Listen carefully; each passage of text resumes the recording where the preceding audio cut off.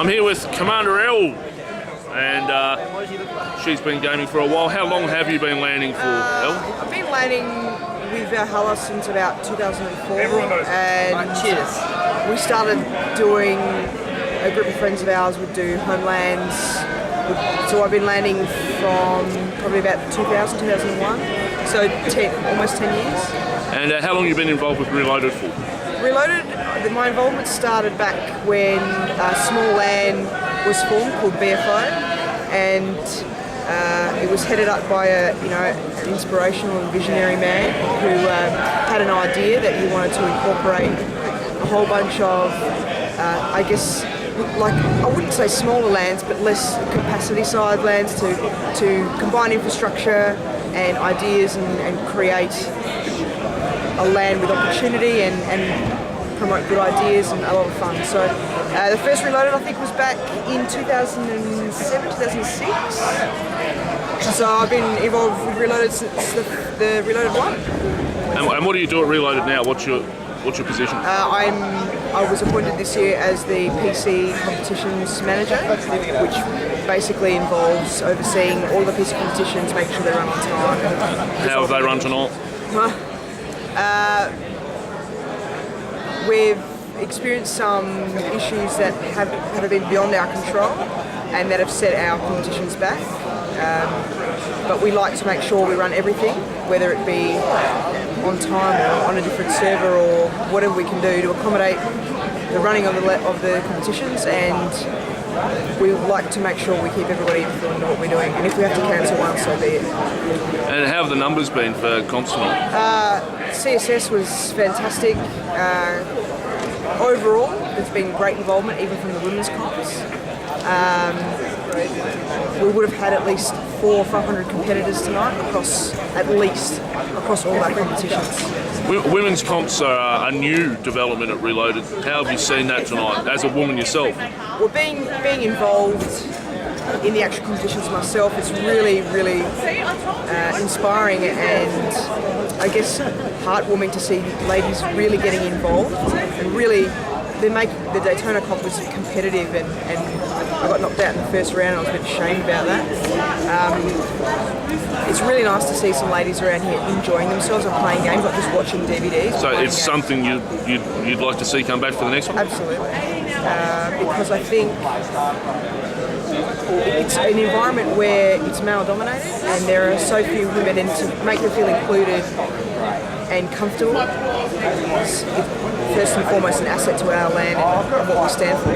So I've had people that have questioned perhaps the offering of cheaper ticket prices to women and stuff like that. Is that something that you feel is detrimental to the cause, or is that something that you feel has worked in terms of promoting getting women involved in landing, or is there some other way you'd like us to see us promote it? I think the cheaper ticket solution was a simple and effective idea of getting women in the door. It may have been, I'm not sure of the exact numbers, but it would have been effective in getting maybe 10 or 20 ladies in the door that we may have not have. So it's, I guess, like a low impact, low yield kind of solution. I don't have any ideas, maybe better prizes, maybe less heckling from the admin table. It's all part and parcel of the game now, I think. No, but you've had a good land overall. Absolutely. And you're just about finished for the night. I'm ready to go to sleep. Ready for Aren't we all? Well, thanks for your time, El. Thank you. And I promise not to embarrass your husband, Tim. But you are an oddity in perhaps in this in this environment where you see very few married couples, or even couples in general, because generally one person comes and the other person stays at home. How long have you been gaming for, Tim? 15 years or so, but... You're silhouetted, so no one will be able to identify you. Oh, that's good. I like that. It's like 60 minutes. Oh, hang on. I can fix that. Yeah, I've been gaming for... Night vision. For 15, 20 years, but I've only seriously in the last sort of 10, since I could afford my own hardware and stuff like that. So, been to a few of these events. 15 to 20 years, you say. What would be your first gaming recollection? Like, what was your first game going back that far? Would have been probably Commodore 64. Yep. We bought one when I was a kid, and we played about Spent a lot of time on Where in the World is Carmen Sandiego? Oh yeah, and Goldfields and Bruce Lee and all sorts of things. And then sort of went through a series of consoles, and eventually when I started earning money, I bought myself a decent PC and got into the PC gaming aspect. So I was talking to a sniper earlier, and he was saying that over the years he believes that gaming's actually got easier and is now more accessible, even as it's gotten more online focus. He's been doing it since '92, and so he's basically saying that it's more easy. Is that what you're finding? Is it? I'd say it's definitely expanding the market. There's a lot more in the way of casual games.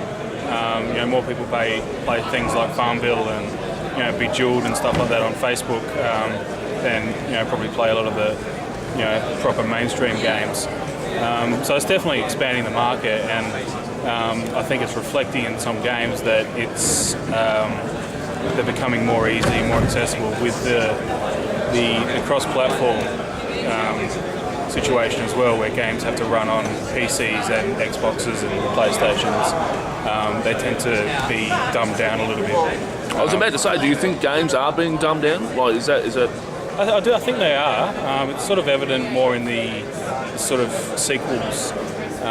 Things like the Call of Duty series, for example.